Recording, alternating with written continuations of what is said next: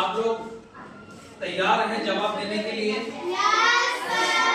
कुछ इस्लामी सवाल करते हैं, आप लोग तैयार हैं?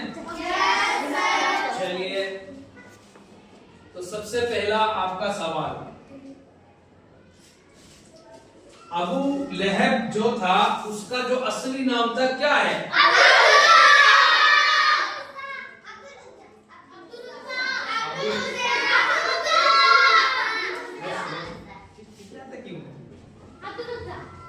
अबू लहब का असली नाम क्या है? शाबाश। किसने बताया सबसे पहले? ये रामीन है। अच्छा, उसके बाद किसने बताया? हाँ, इन्होंने, क्या नाम है?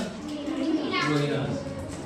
चलिए, दूसरा सवाल आपके लिए, आपके स्क्रीन पर, हजरत ईसा अलैहिस्सलाम कहाँ पैदा हुए?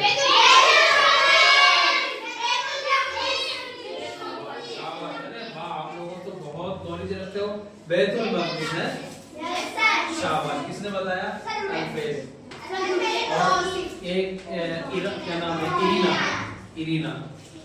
और मैं दरखास्त करता हूँ इसी तरीके से आप लोग इस वीडियो को देखते रहें, शेयर करते रहें, सब्सक्राइब करें और आगे फॉरवर्ड करते रहें।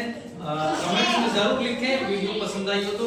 इसी तरीके से आपके लिए नए नए सवाल लाते रहेंगे इंशाल्लाह। तब तक के लिए शुक्रिया, मिलते हैं नेक्स्ट वीडियो में।